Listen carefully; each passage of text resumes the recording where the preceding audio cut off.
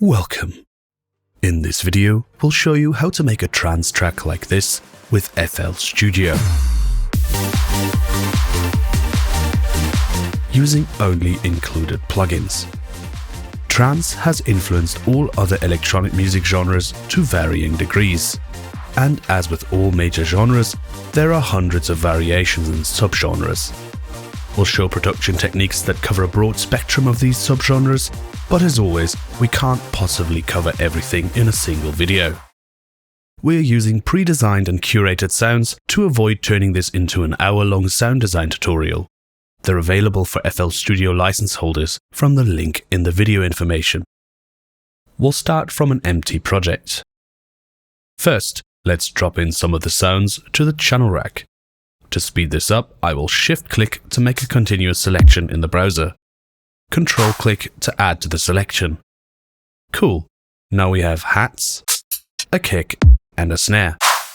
When your mouse is over a channel button, hold Shift and roll your mouse wheel up or down to reorder it. Almost forgot, we will need a Roland 909 style open hat for this. You can right-click channel buttons to see step sequencer fill options. For the kick, let's choose Fill each 4 steps so we get a 4 to the floor kick pattern. For a traditional snare pattern on 2 and 4, select Fill each 8 steps, then hold Ctrl and Shift and use your left and right arrow keys to move steps left and right. Alternatively, use the rotate functions in the channel button right-click menu. Let's add some steps for the hats too. Click this button on the channel rack to open the graph editor. Here you can quickly change velocity and other node parameters from the step sequencer view. You can also open it momentarily when holding K on your keyboard. Shift, click and drag on the selection rectangles in the channel rack to select more than one channel. Now, go to the channel rack menu to give your channels some color. Select Color Selected and choose a gradient, or as I'm doing here, a single color for all, using this button. Now, let's link these channels to the mixer. I'll select them all and select a mixer track down here. Right-click it and select Route Selected Channels starting from this track. You can also do this via pressing Ctrl, Shift and L. Wonderful! FL Studio has automatically colored and named the mixer tracks. Now we know what's going where. This is the playlist, where you arrange musical patterns. The brush tool is selected, so I can left-click and drag to paint multiple instances of the selected pattern into the playlist. Speaking of patterns, FL Studio is in pattern mode, which will simply loop the selected pattern. To play the playlist, I'll have to switch it to song mode here. The L key on your keyboard will switch between pattern and song mode.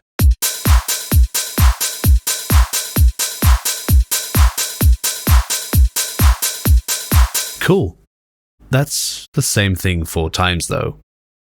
Let's make variations.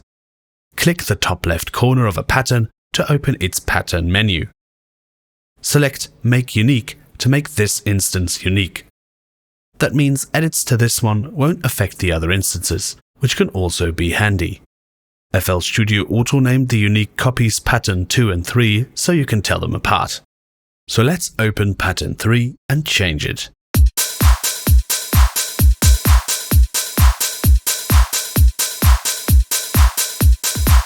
Cool. Trance music is known for repetitive driving bass lines. Here's where trance subgenres vary greatly.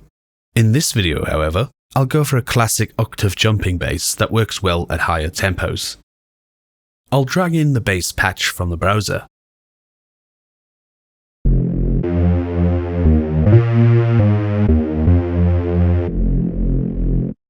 This is a patcher patch with 2 synthesizers, one for the main sound and one for the extra low sub-bass.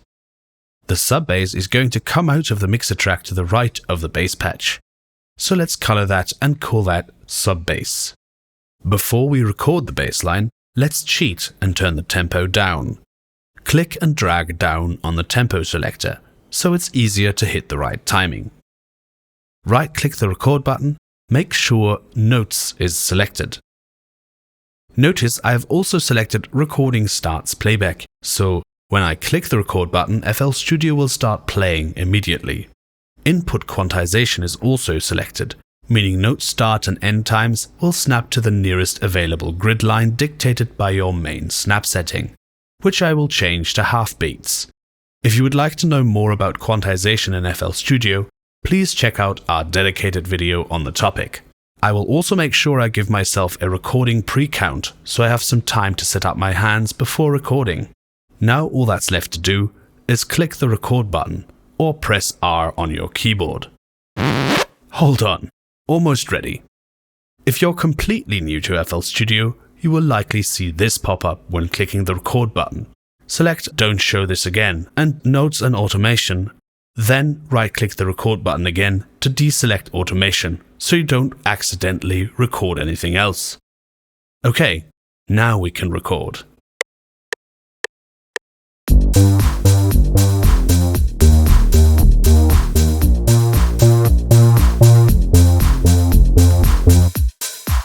Cool. Let's decide on a tempo now. This style of bass line works well with faster tempos, so I'll right-click the tempo selector and choose 150 BPM.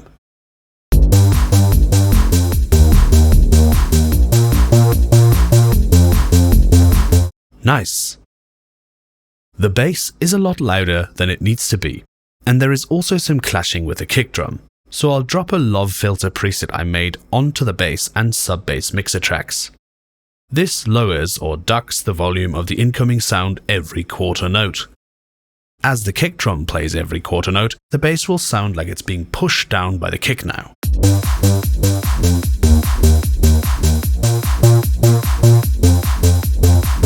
Perfect. If you would like to know how to do this for music that doesn't have 4-to-the-floor kick patterns, check out our segment on sidechain compression in the Mixing Basics series.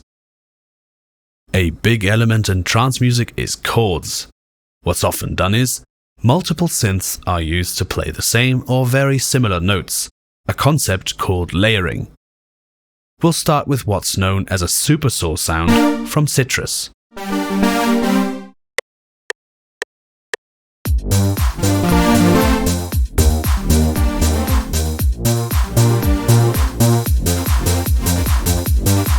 Now we'll add a layer from Hammer and change the notes around a bit.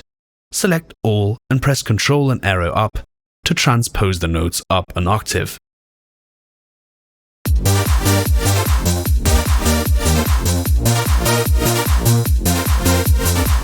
While you weren't looking, I've added yet another layer. Now we have 3 sounds that occupy the same tonal space in the mix.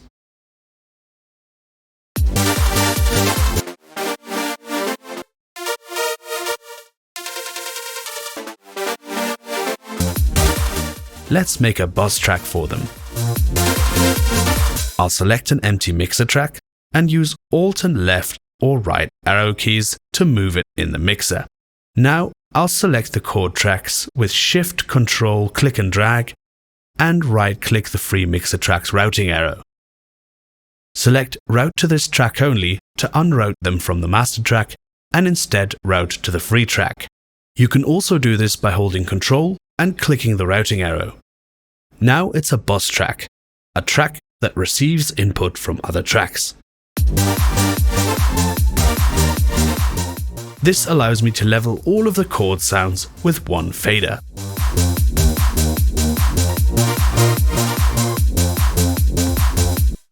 Let's write a turnaround for this chord progression. I'll select everything in the playlist via Control, click and drag, and then use Shift, click and drag on the selected items to duplicate them. You can also use Ctrl and B to duplicate the selected items instead. After that, I'll select the last patterns of the bass and chords, then go to the playlist edit menu and select Make Unique from there. This will make all selected clips unique. Press Y in the piano roll to change to the preview tool. You can now click and drag left to right to hear the notes in order.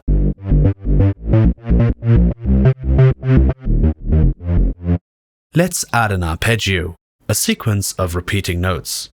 Typically, those are chords that are broken up into their individual notes and then played one after the other. However, despite the obvious, it's not always necessary to change an arpeggio's notes with every chord change. Repetition legitimizes, and the musical school of minimalism has made that very clear. Find the right sequence of notes, and it can fit with all chords of your progression and help tie your sound together in the process.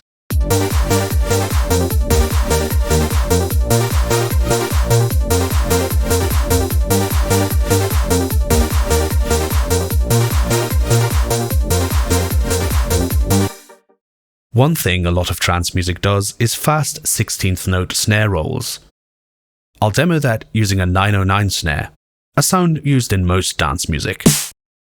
I'll just drop it on a playlist track header, add it as an instrument track, and then tweak some of the sampler settings.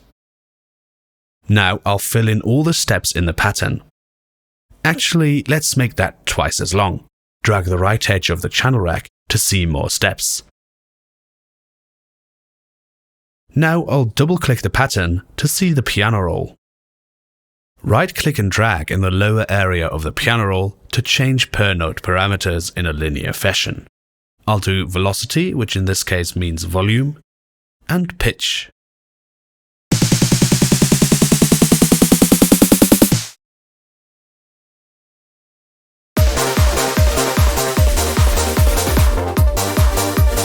Cool. Time to add a lead. A lead sound is supposed to focus the listener's attention and take the main role in the song. So be sure that you can hum, sing or whistle what you're about to play with the lead sound. That is a good indicator of a memorable lead melody.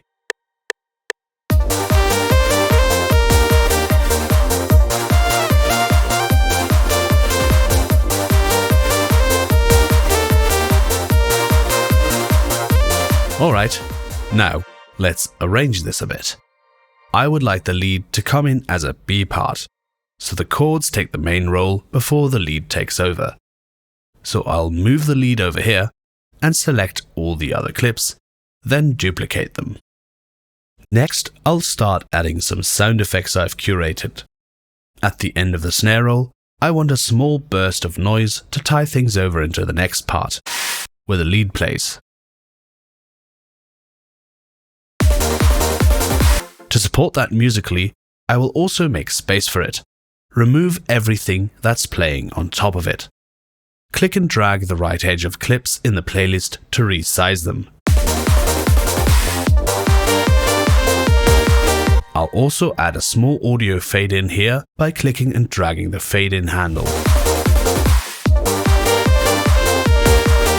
Then I'll add a longer noise rise sound that stops right before my short burst of noise.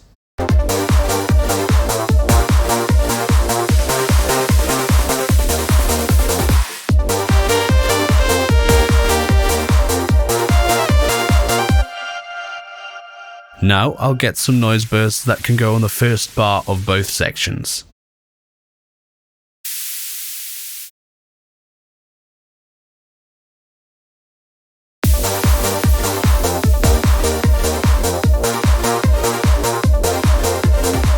And I've also got a reverse kick drum that is in tune with the bass line, so I'll add that as a little fill right here.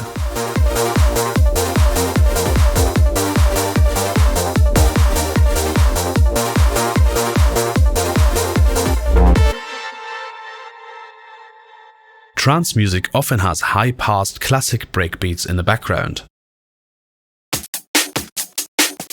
These are often called top loops.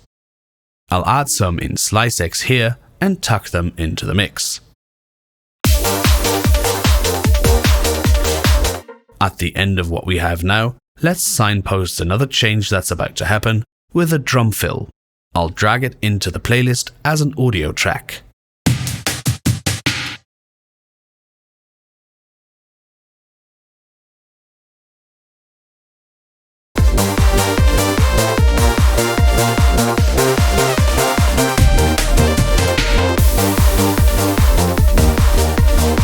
Since we set up another change, let's build the section after this now. I will add the other top loop and select the 303 sound from Transistor bass to go here.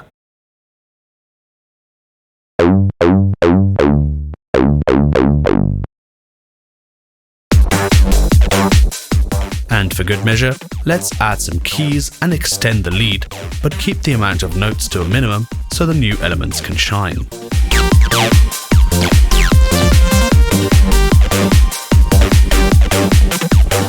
Alright, now that we have this energy gradient going, we should think about how to start building up to the energy level at the start of what's in the project now. I'll give myself 16 extra bars to do that. Select everything and move it 16 bars to the right. First, we'll need some sort of bassy impact sound, like this one. This creates a bit of excitement right at the start and also has the benefit of making it easier for DJ software to automatically detect the tempo of the song. A lot of trance music starts off with low energy, slow chords from keyboard instruments and pads. I'll get a piano patch and play the main chord progression slowly.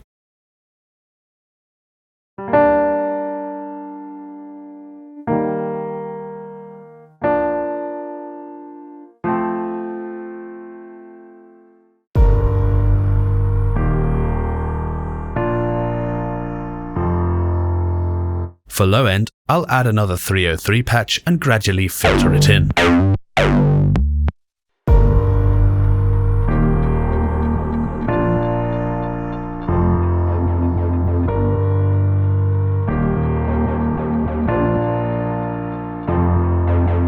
Let's add a drum break to introduce some easy to follow metronomic elements as the track builds up.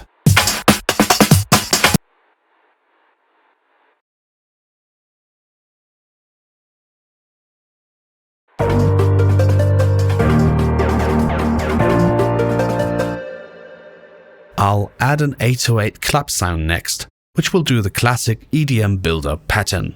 You've all heard it before, so no reason to show it in isolation. Add a sub-bass boom right before the drop for maximum impact. Recycle the 909 snare roll and add a 909 crash on the sub-boom.